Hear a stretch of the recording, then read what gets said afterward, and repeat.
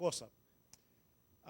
Y más celebrando 500 años de la Reforma Protestante, damos gracias al Señor de que también todavía hay iglesias en el mundo que recuerdan ese evento del cual estaremos hablando durante toda esta semana y que lo recuerdan con gratitud.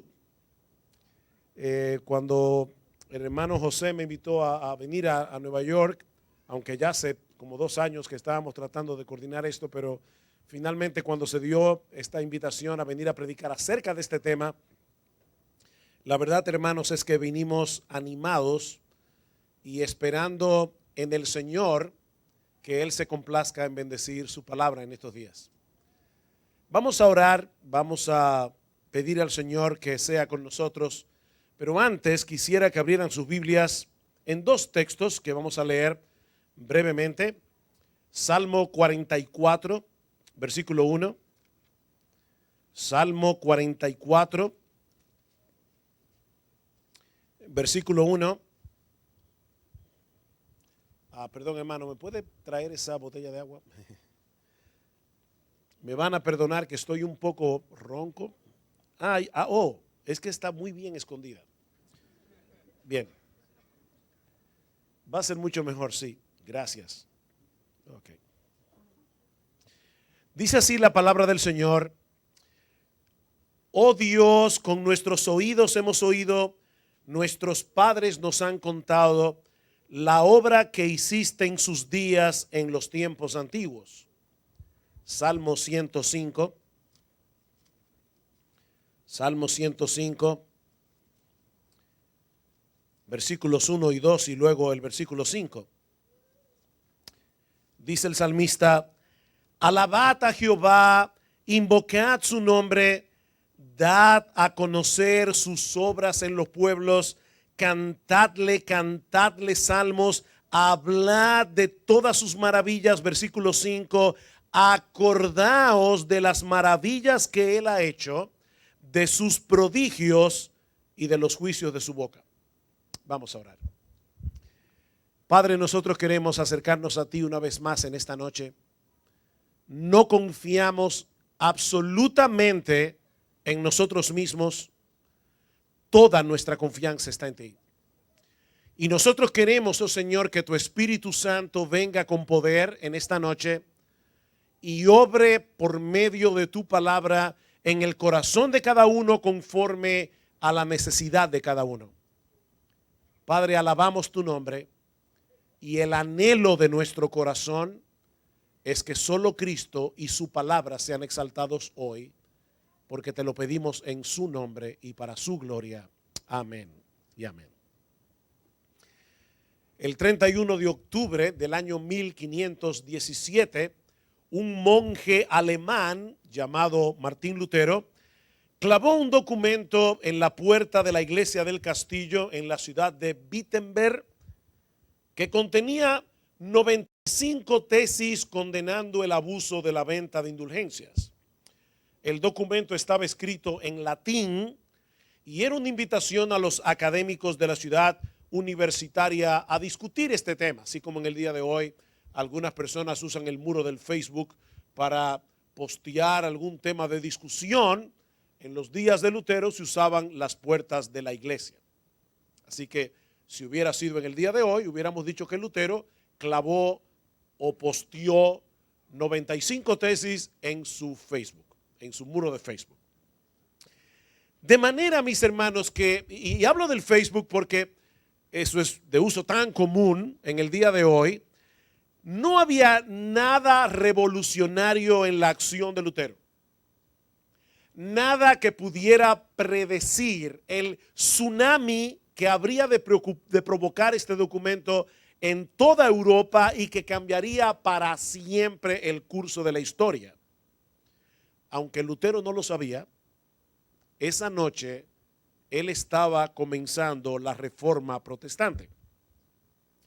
Lo que comenzó como una protesta contra el abuso de la venta de indulgencias terminó convirtiéndose en un movimiento impresionante de retorno a las Escrituras para purificar la iglesia cristiana de todas esas tradiciones que habían oscurecido el evangelio de nuestro Señor Jesucristo a través de toda la Edad Media.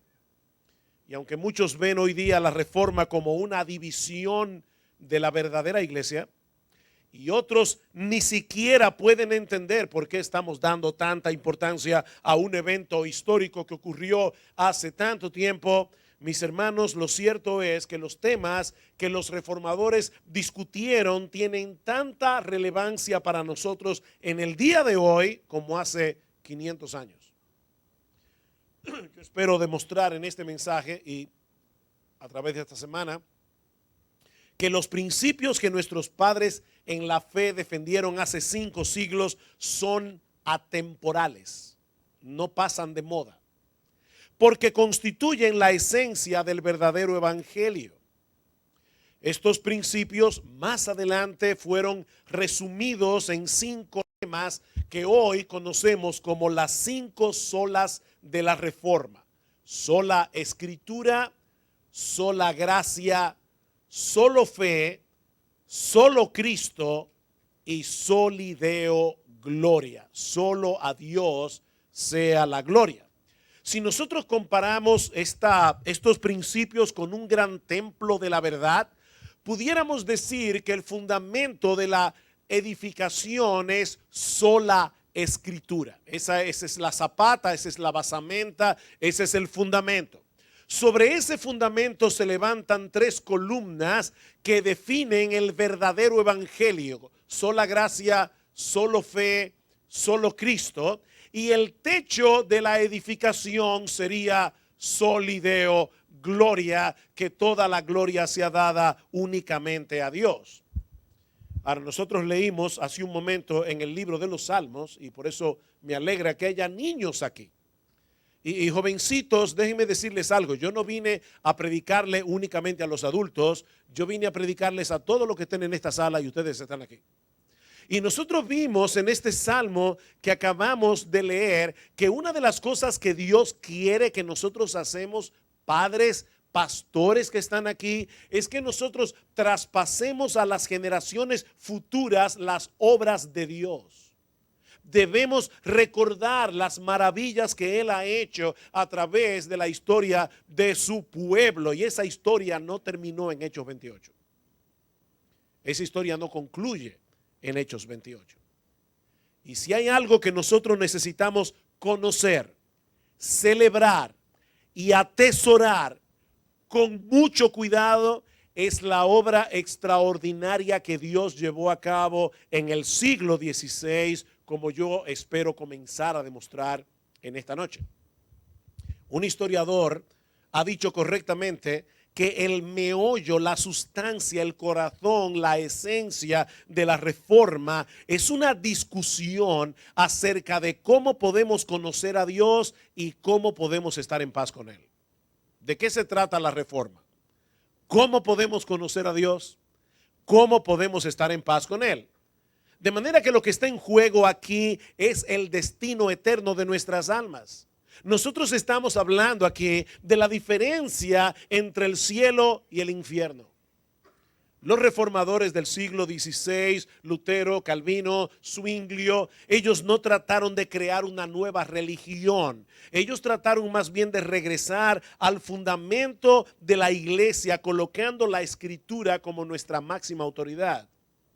En otras palabras, ellos estaban convencidos, escuchen bien esto que voy a decir ahora, mis amados hermanos y pastores que están aquí en esta noche. Ellos estaban convencidos, y yo estoy convencido, totalmente convencido, de que la única manera en que la iglesia de Cristo puede avanzar hacia adelante es volviendo hacia atrás.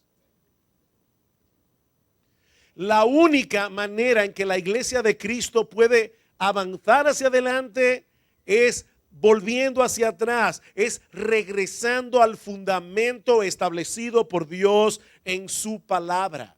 De ahí la primera de las solas que veremos esta noche.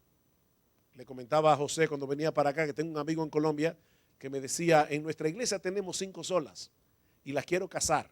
Bueno, yo no estoy hablando de esas solas, estoy hablando de las solas de la reforma. Estamos hablando de sola escritura, sola gracia, sola fe, solo Cristo, soli Deo, gloria.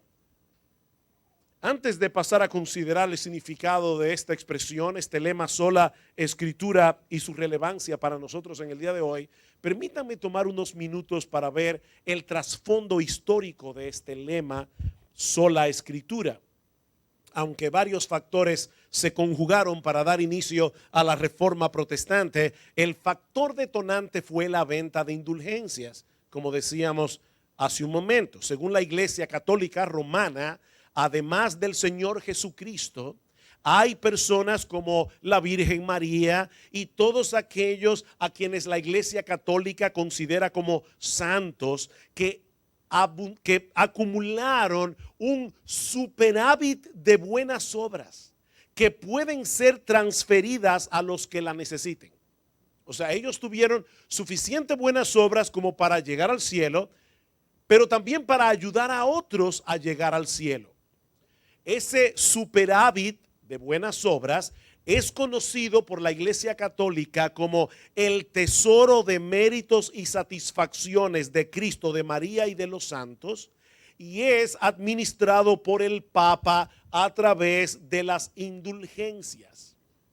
Lo que esto quiere decir, mis hermanos, es que debido a ese superávit de méritos, se pueden reducir los castigos temporales que los creyentes comunes y corrientes merecen por sus pecados en una especie de transferencia entre cuentas. Esas son las indulgencias. Como la guerra contra los turcos y la construcción de la Basílica de San Pedro requerían una enorme cantidad de dinero, en los días de Lutero, el Papa León X promulgó una gran venta de indulgencias. Y la persona encargada de promover en Alemania este singular negocio, por decirlo de alguna manera, fue un astuto y persuasivo fraile dominico llamado Johann o Juan Tetzel, que usaba su impresionante oratoria para capturar la mente de los ignorantes, prometiéndoles el perdón de todos sus pecados y la liberación del purgatorio de sus familiares muertos. No voy a hablar del purgatorio, pero es una doctrina increíble. Oigan lo que decía Tetzel. Las indulgencias son la dádiva más preciosa y más sublime de Dios. Esta cruz, él siempre andaba con una cruz de madera, esta cruz tiene tanta eficacia como la misma cruz de Jesucristo. Venid, oyentes, y yo os daré bulas por las cuales se os perdonarán hasta los mismos pecados que tuvieseis intención de cometer en el futuro. Increíble. De hecho, se cuenta la historia de un individuo que fue un vendedor de indulgencia y le dijo, dígame una cosa, si yo voy a cometer un pecado mañana, ¿cuánto necesito pagar? Y le dijo, bueno, depende del pecado, ¿qué tú vas a hacer? Y dice, bueno, robar. Y dice, bueno, son tantos ducados. Y él le pagó la indulgencia por el pecado que iba a cometer al otro día, y al otro día le robó el dinero al vendedor de indulgencia. Seguía diciendo Tetzel, no hay pecado por grande que sea que la indulgencia no pueda perdonar, ni aún el arrepentimiento es necesario. Y hablando de las almas de sus familiares muertos, Tetzel decía en su discurso, en una forma bien dramática, en el mismo instante en que la pieza de moneda resuena en el fondo de la caja, el alma sale del purgatorio. Oh, gente torpe y parecidas casi a las bestias, que no comprendéis la gracia que se os concede tan abundantemente. Y fue precisamente contra ese abuso que Lutero protestó en sus 95 tesis. Ahora, lo que yo quiero resaltar en esta noche es que en el trasfondo de esta controversia había un asunto mucho más fundamental. ¿Cuál es la base de autoridad sobre la cual podemos diferenciar con toda certeza la verdad del error en un asunto de doctrina? La Iglesia Católica Romana enseña que la Biblia es la palabra de Dios. No nos perdamos en eso. La Iglesia Católica dice creer en la infalibilidad de la Biblia, pero también en los concilios y en la tradición y en el Papa.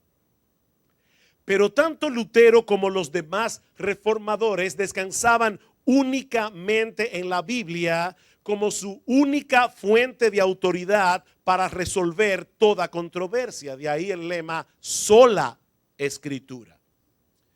En enero del año 1521, unos años más tarde, Lutero fue llamado a comparecer ante la Dieta de Worms delante de Carlos V, recién electo emperador del Sacro Imperio Romano Germánico. Era el hombre más poderoso de la tierra. En ese momento las dietas imperiales eran donde se trataban los problemas del imperio, y el Papa le pidió a Carlos V que por favor introdujera en la agenda de la Dieta de Worms el problema de Lutero.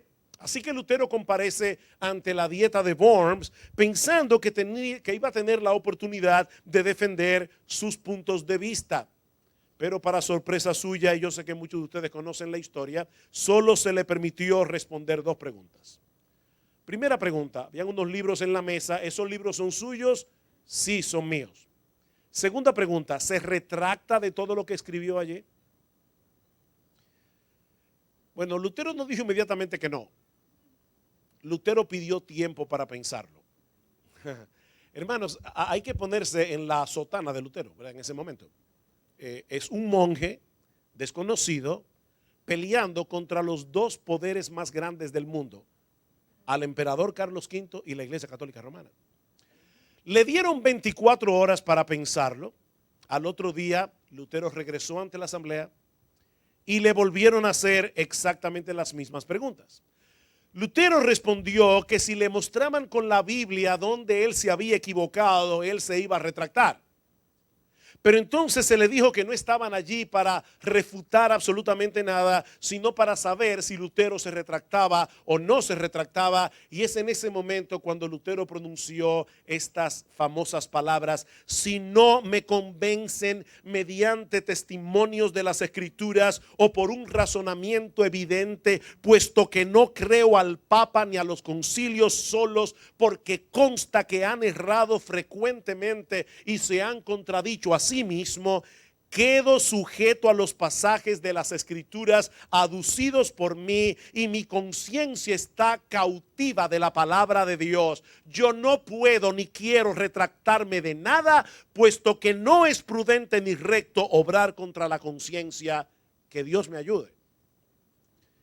En ese momento, Lutero estaba declarando de la manera más clara posible que la palabra de Dios está por encima de toda opinión humana, de todo maestro de las Escrituras, de toda autoridad. Eso es lo que significa el principio de sola escritura.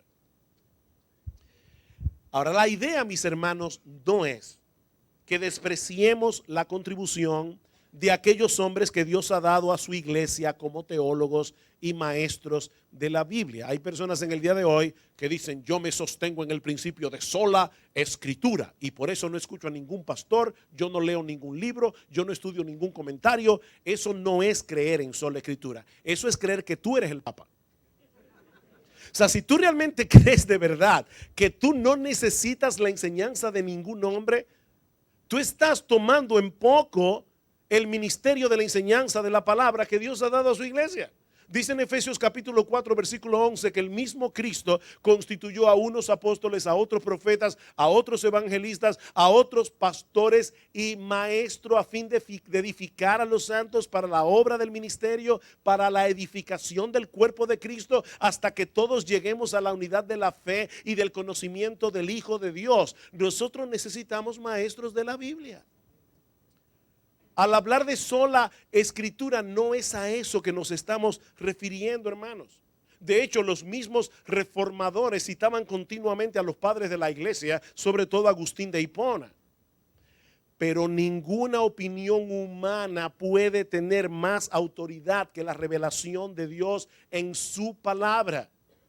De manera que si tenemos que hacer una elección entre la Biblia y cualquier otra autoridad, la Biblia siempre tendrá la última palabra.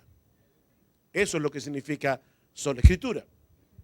Ahora, para poder comprender mejor todo lo que implica adherirse a este principio de la reforma, es necesario, hermanos, que veamos algunas de sus presuposiciones. Los reformadores están presuponiendo algunas cosas cuando hablan de sola escritura. Por un lado, y en su nivel más fundamental, afirmar el principio de sola escritura implica creer en la inspiración divina de la Biblia.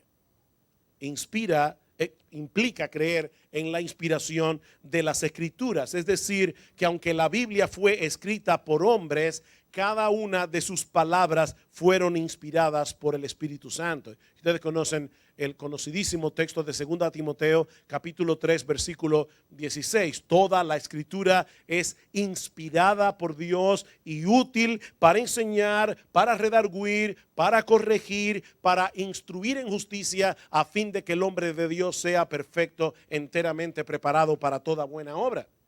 El Espíritu Santo guió de tal manera a los autores humanos de la Biblia que todo lo que ella dice es el mismo Dios el que lo dice.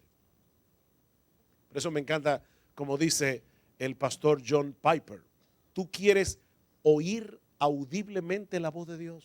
Lee la Biblia en voz alta. Lee la Biblia en voz alta. Mis hermanos, esta es la palabra de Dios.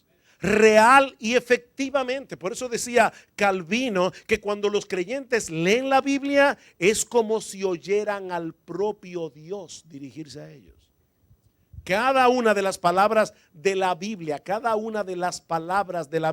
no solamente sus ideas en sentido general, cada palabra fue inspirada por Dios. El Señor Jesucristo dice claramente en Mateo capítulo 5, versículo 18, que hasta que pasen el cielo y la tierra, ni una jota, ni una tilde pasará de la ley hasta que todo se haya cumplido. Desde Génesis hasta Apocalipsis, Dios es responsable por cada una de sus palabras. En segundo lugar, y estrechamente ligado con lo anterior, creer en la sola escritura es creer, es afirmar que la Biblia es inerrante e infalible. ¿Y eso qué significa? Que la Biblia no tiene ningún error. ¿Por qué? Porque Dios no se equivoca. Si es la palabra de Dios, la Biblia no tiene errores porque Dios no se equivoca, es completamente veraz, es absolutamente confiable. Mis hermanos, nuestro Dios, nuestro bendito Señor, honrará cada una de sus promesas, cumplirá cada una de sus profecías, llevará a cabo cada una de sus advertencias y ejecutará cada uno de sus juicios. Nosotros podemos estar absolutamente seguros de eso. Como que el sol va a salir mañana. Los concilios y los papas se han equivocado, como dijo Lutero en la Dieta de Worms, pero la Biblia es la palabra de Dios y Él no miente ni se puede equivocar. La ley de Jehová es perfecta, dice el salmista en el Salmo 19. Y en el versículo 6 del Salmo 12 dice: las palabras de Jehová son palabras limpias, como plata refinada en horno de tierra, purificada 7 veces. Para estar seguro. Mis hermanos, podemos confiar y descansar en todo lo que la Biblia dice, porque es Dios mismo el que nos habla por medio de su palabra.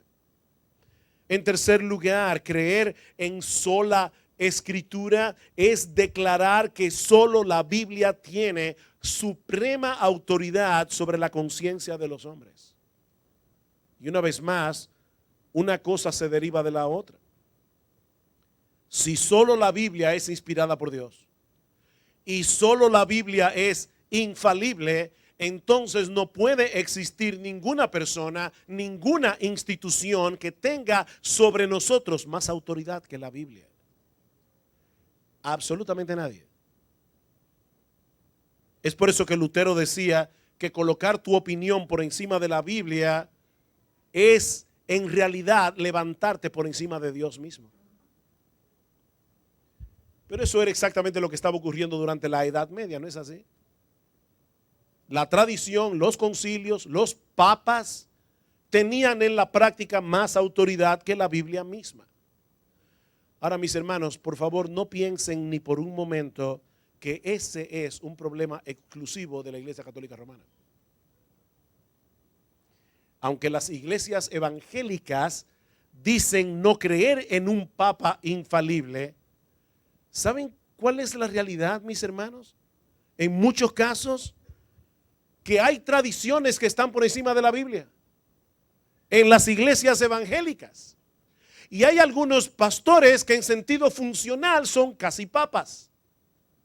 En la iglesia evangélica actúan de cara a la iglesia como si sus opiniones personales tuvieran la misma autoridad de la Biblia o incluso más autoridad que la Biblia. Pero si bien es cierto que los pastores tienen autoridad porque Dios mismo les dio autoridad, es una autoridad delegada, es una autoridad que se encuentra por debajo de la palabra de Dios. En estos días le decía a los miembros de nuestra iglesia en Santo Domingo que si alguno de sus pastores comenzamos a predicar algo que sea contrario a la Biblia o que no se encuentre en la Biblia y pretendemos amarrar sus conciencias a esas opiniones personales, ellos de ninguna manera pueden permitirlo. La iglesia no debe permitir eso. Escuchen lo que dice Pablo a los Gálatas.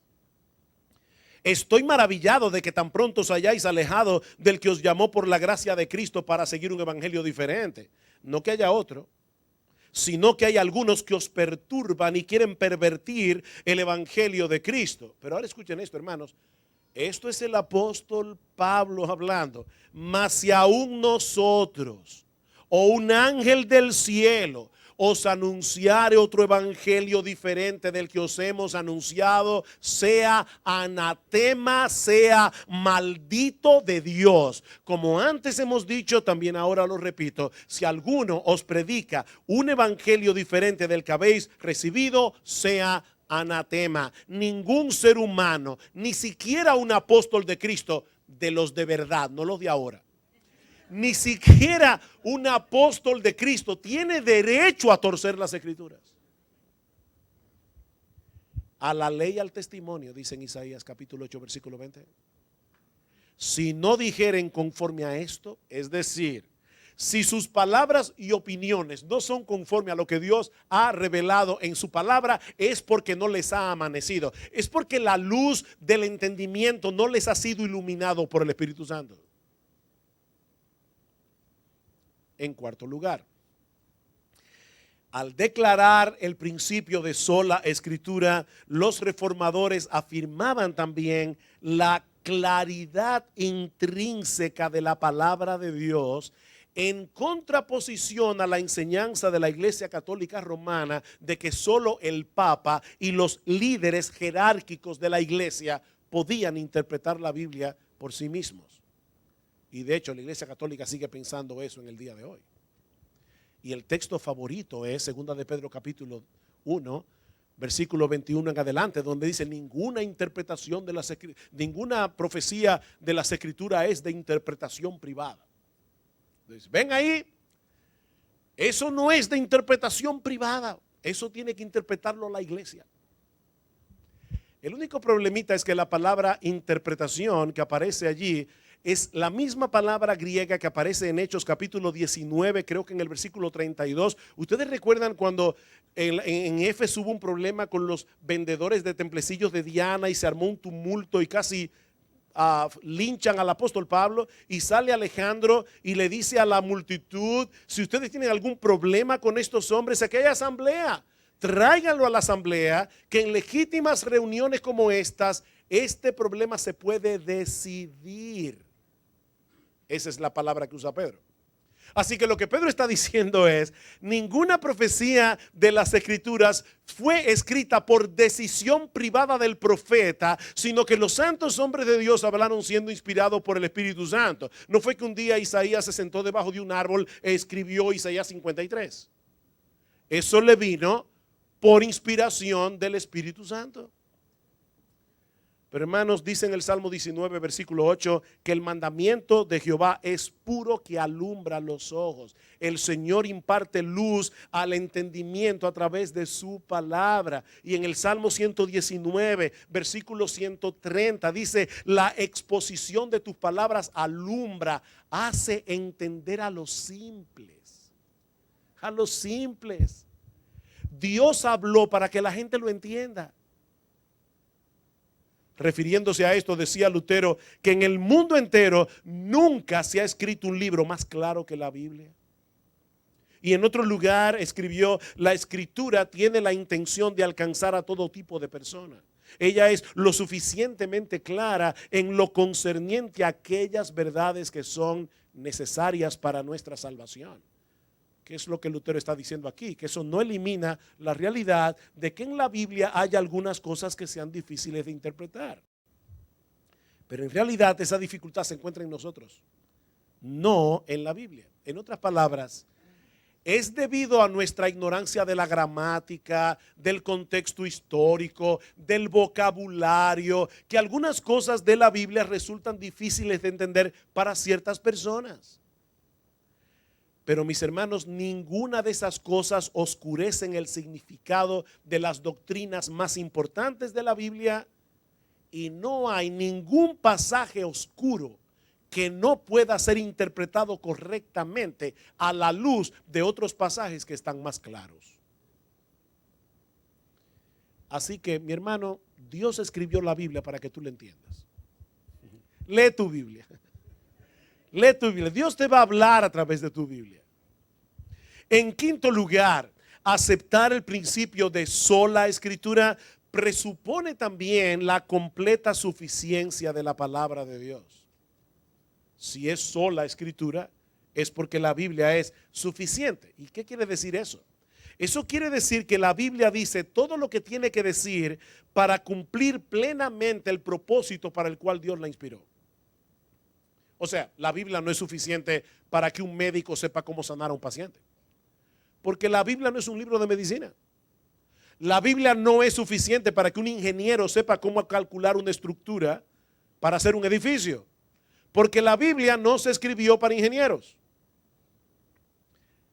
Pero como bien señala nuestra confesión de fe, que es la Confesión de Fe de Londres de 1689, todo el consejo de Dios tocante a todas las cosas necesarias para su propia gloria, la salvación del hombre, la fe y la vida, está expresamente expuesto o necesariamente contenido en las Santas Escrituras, a la cual nada ha de añadirse ni por nueva revelación del Espíritu, ni por tradiciones de los hombres. La Biblia es suficiente.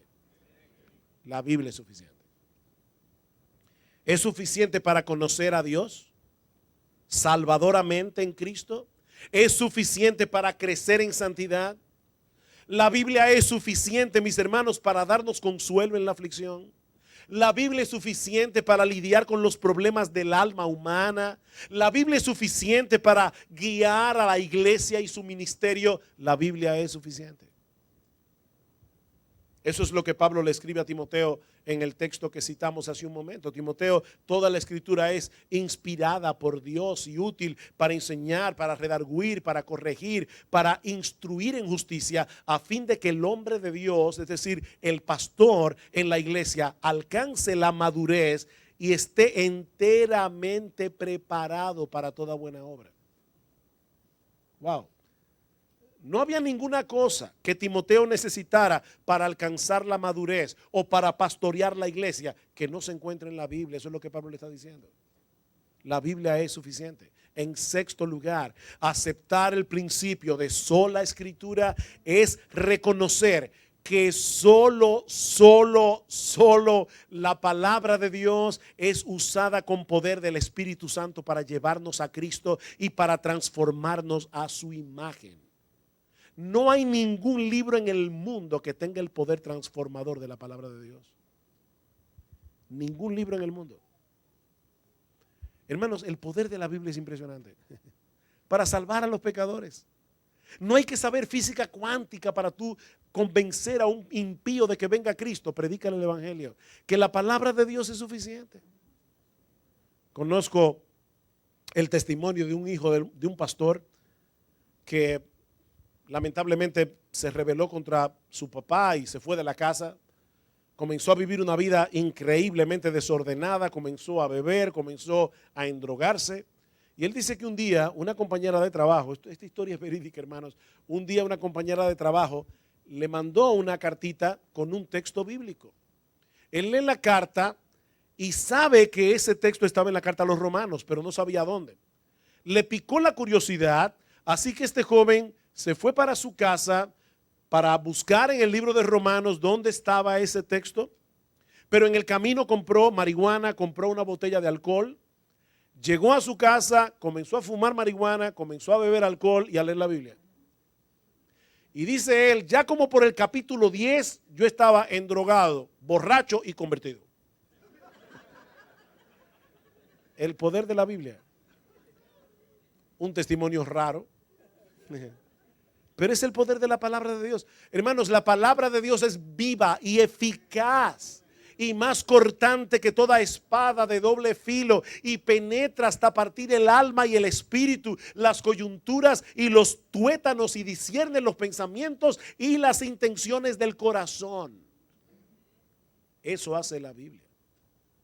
Es por medio de su palabra y solo por medio de su palabra que Dios nos lleva a Cristo y revela a Cristo para que contemplando su gloria en la misma Biblia seamos transformados de gloria en gloria en la misma imagen como por el Espíritu del Señor. Ningún libro del mundo puede hacer eso.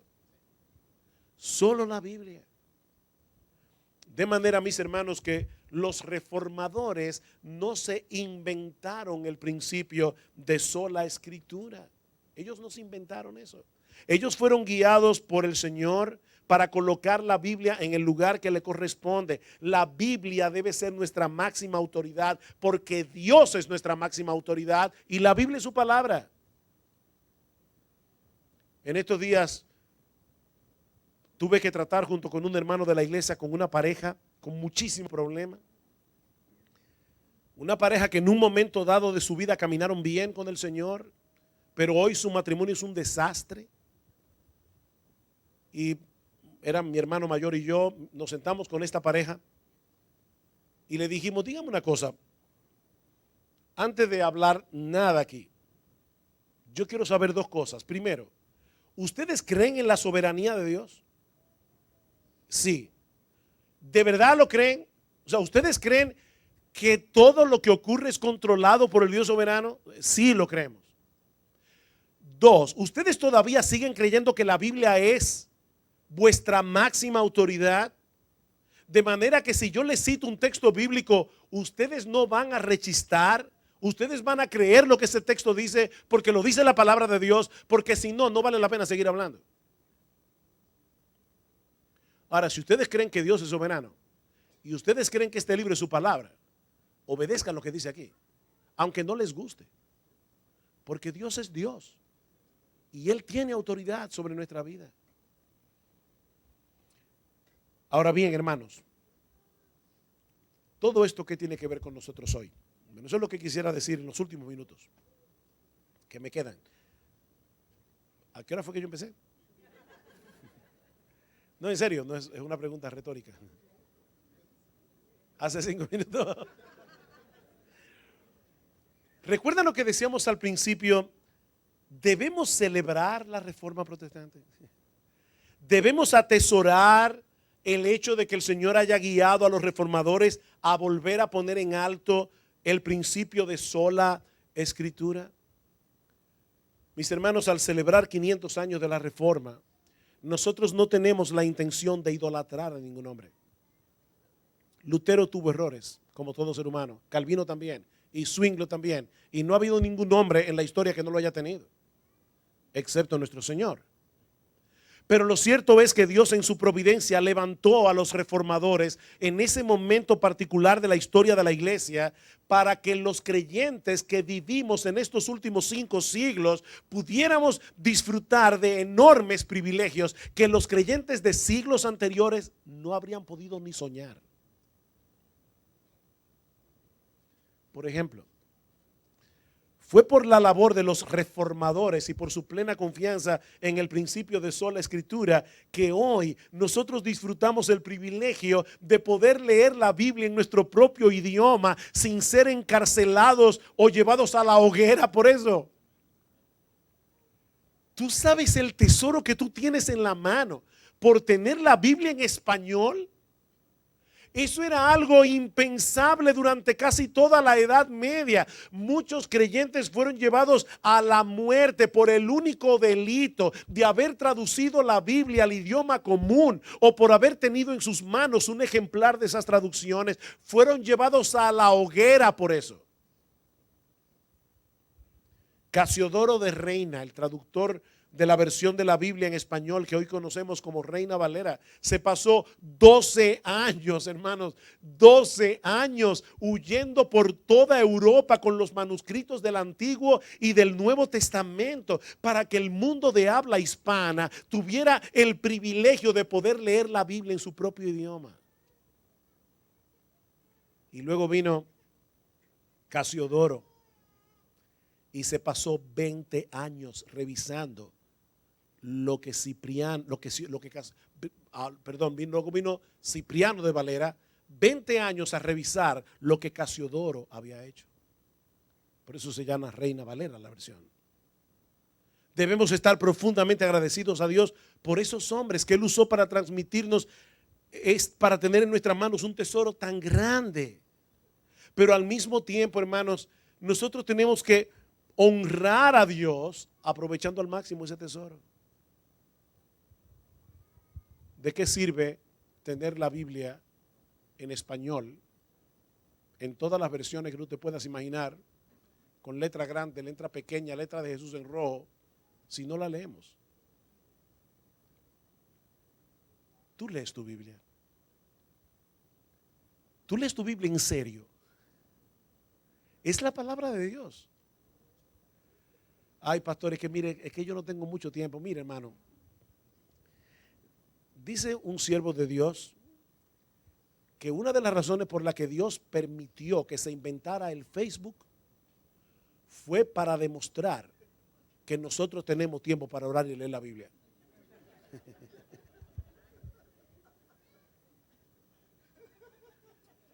¿De verdad que tú no tienes tiempo para leer tu Biblia? Y más con todos los dispositivos inteligentes que nosotros tenemos en el día de hoy.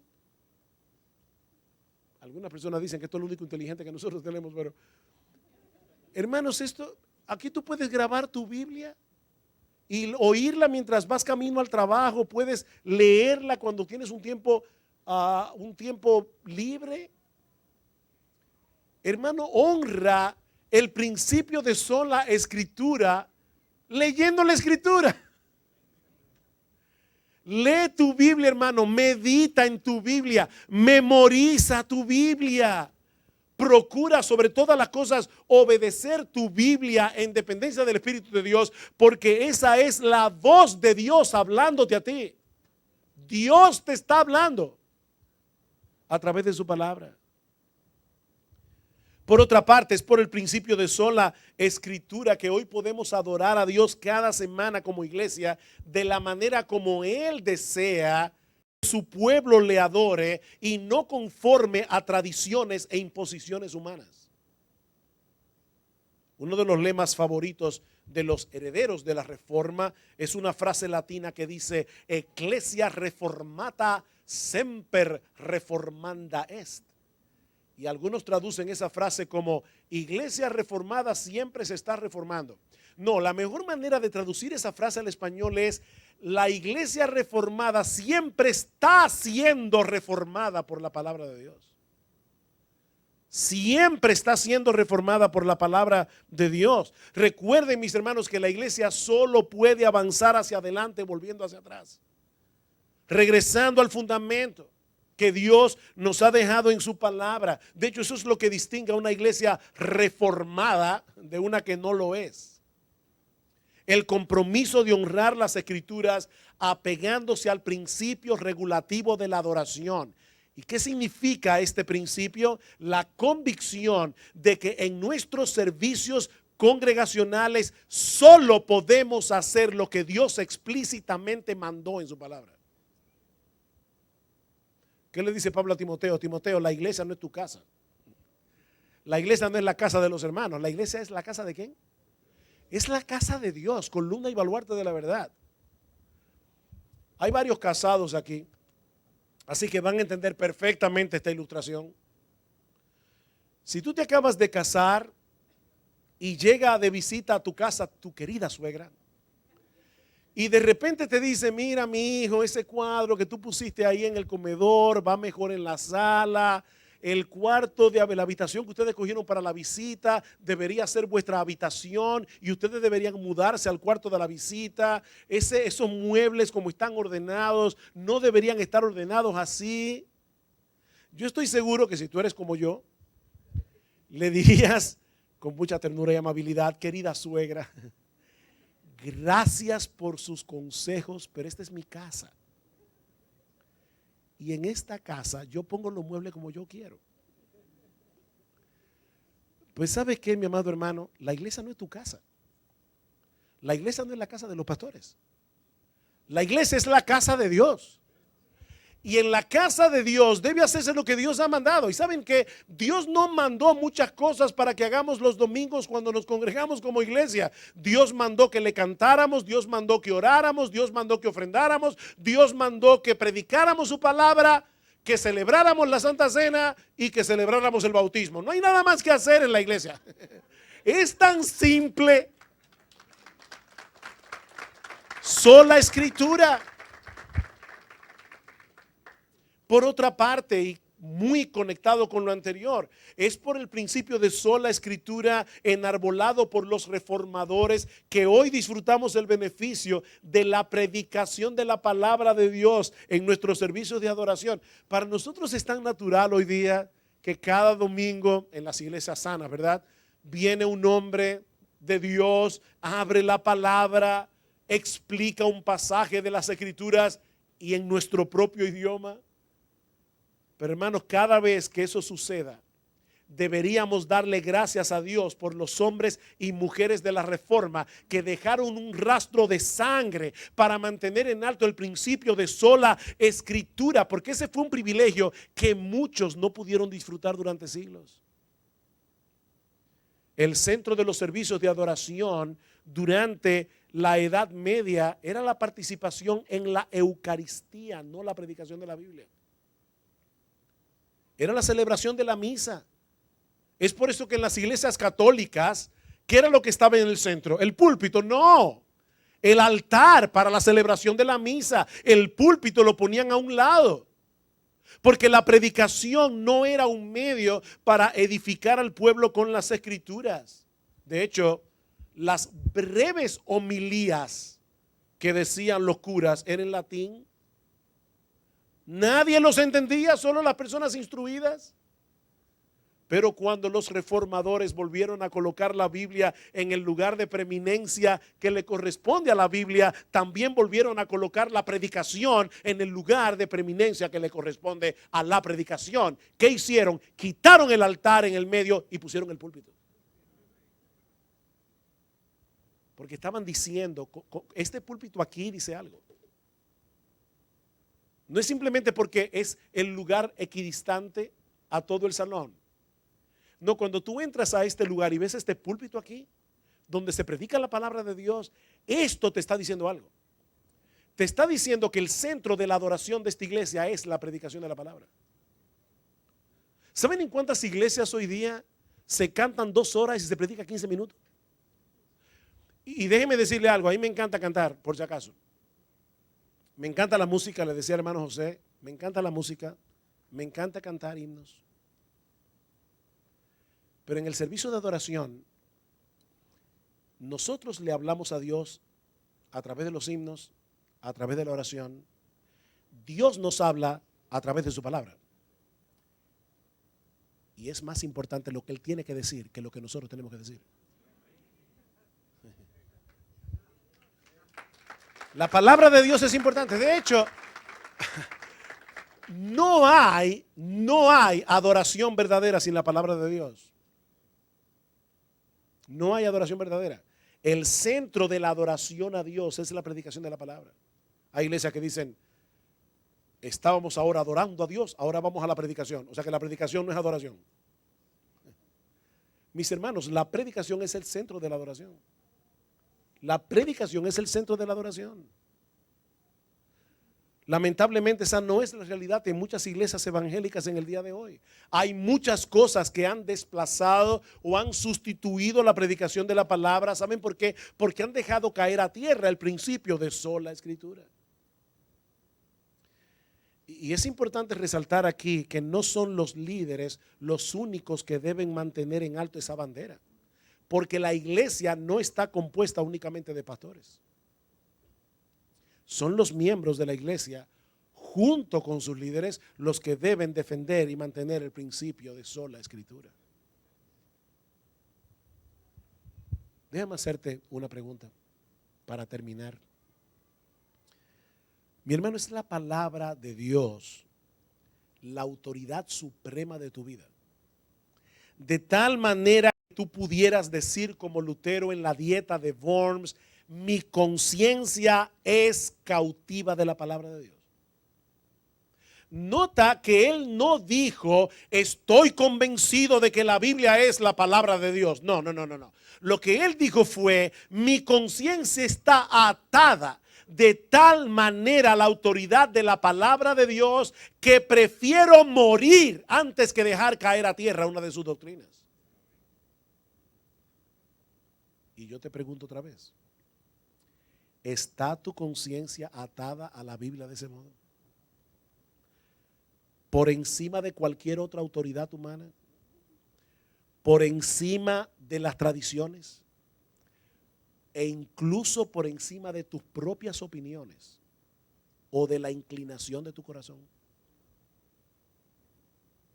Es cada vez más evidente en tu vida la autoridad de la Biblia en la relación con tu esposo, con tu esposa, en la relación con tus hijos, en tu trabajo, como miembro de una iglesia, en el uso de tu tiempo, de tus recursos, de tus dones, de tus talentos. Tienes un alma sensible a la palabra de Dios. Que el Señor nos ayude, hermanos, a cada uno de nosotros a atar nuestras conciencias a la palabra de Dios ante cualquier opinión humana que contradiga este libro, para que podamos decir como Pablo, sea Dios veraz y todo hombre mentiroso. Sea Dios veraz. De modo que en nuestras iglesias, que nuestras iglesias continúen siendo columna y baluarte de la verdad, hasta que nuestro precioso, bendito Señor y Salvador Jesucristo regrese en gloria. Que así sea. Amén.